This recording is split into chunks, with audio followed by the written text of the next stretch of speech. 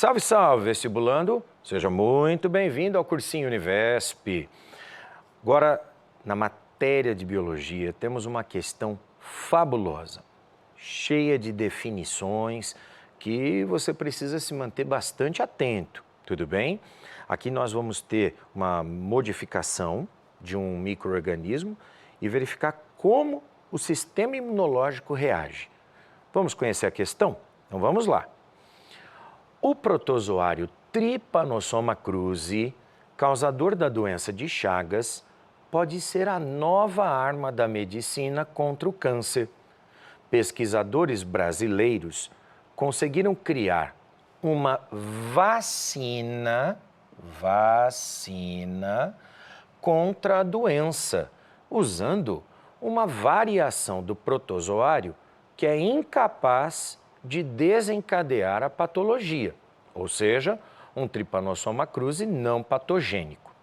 Para isso, realizaram uma modificação genética, criando um Trypanosoma cruzi capaz de produzir também moléculas fabricadas por células tumorais.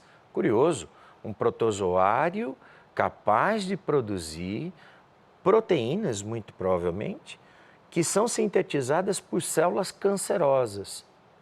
Vamos ver o que isso acarretou? Quando o organismo ele inicia o combate ao protozoário, ele entra em contato também com a tal molécula tumoral, que passa a ser vista também pelo sistema imune como um indicador de células do protozoário. Depois de induzidas as defesas, estas passam a destruir todas as células que tenham essa molécula tumoral, como se estivessem lutando apenas contra o protozoário. Qual o mecanismo utilizado no experimento para enganar as células de defesa, fazendo com que ataquem o tumor? Excelente questão. Claro, as alternativas trazem uma série de definições um pouco mais elaboradas, mas vamos nos ater ao texto.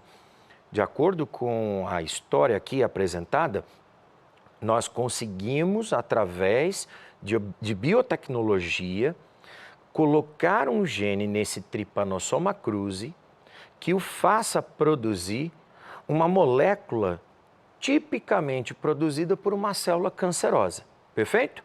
Então, embora o Trypanosoma cruzi seja um protozoário e aos olhos do nosso sistema imunológico, ele é um antígeno, ele é um corpo estranho, além disso, agora ele tem um adereço que o verdadeiro Trypanosoma cruzi não teria.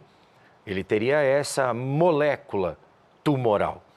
Para a gente poder brincar assim, imagine como se o Trypanosoma cruzi fosse um protozoário muito parecido com um espermatozoide, tudo bem? Pense nesse mesmo protozoário, só que agora com uma antena na cabeça. Nossa, mas muito diferente, não é? Aos olhos do nosso sistema imunológico, o que é que nós teremos agora? Nós teremos uma estimulação da nossa imunidade ativa. O que seria isso? Tentar inicialmente eliminar o protozoário, certo?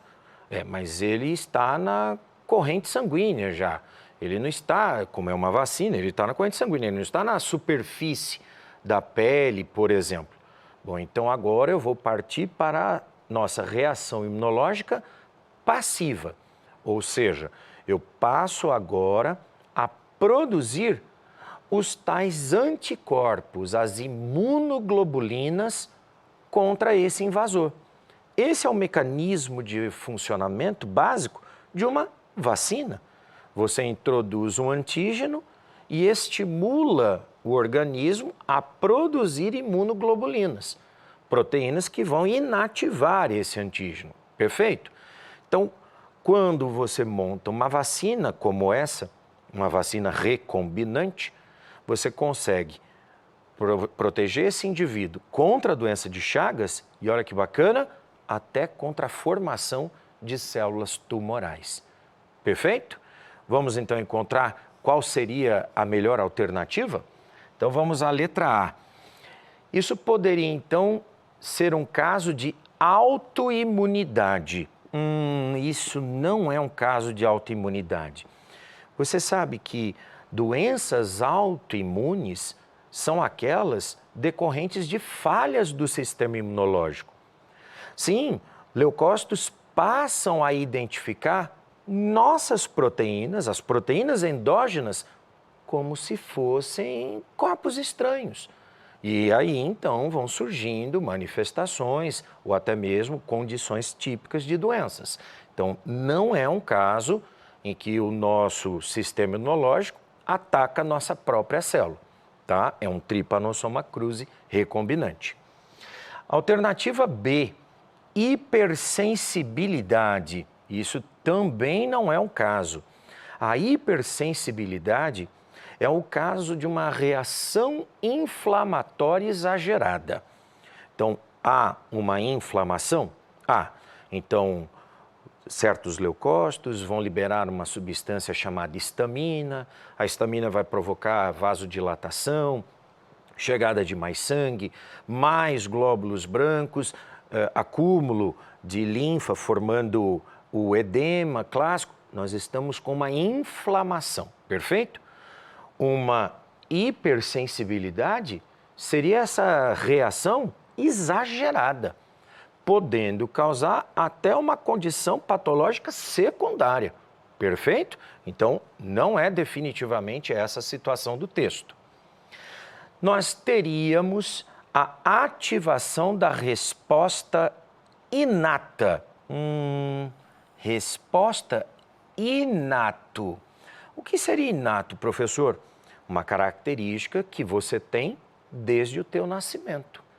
Você não precisa passar por um processo de aprendizagem imunológico. Então, quando nós nos cortamos, nossa primeira linha de defesa é enviar glóbulos brancos para tentar nos defender contra esses possíveis invasores. Veja que ninguém precisa ensinar aquele glóbulo branco o que é que pode estar entrando. Se é uma bactéria, se é um fungo, ele vai tentar fagocitar e digerir. Aqui nós não temos esse caso. Lembra que eu disse? É uma vacina, portanto foi inoculado na corrente sanguínea. Então não há a estimulação da imunidade inata, perfeito? Item D, apresentação de antígeno específico. Perfeito! Mas, professor, por que seria a alternativa D? O antígeno não seria essa proteína, essa molécula estranha ao nosso sistema imunológico? Pois quando, então, nós alteramos o Trypanosoma cruzi, colocando a tal molécula tumoral, a anteninha nele, nós estamos apresentando um antígeno específico para que ele possa produzir imunoglobulinas específicas. Por isso, a alternativa D. Tudo bem? Alternativa E, desencadeamento de processo anti-inflamatório. Olha, se fosse um processo anti-inflamatório, aí você não teria sequer a resposta da inflamação. Seria o caso, por exemplo, de um antialérgico. O antialérgico é um antihistamínico, impedindo que ocorra o processo de contenção, de inflamação.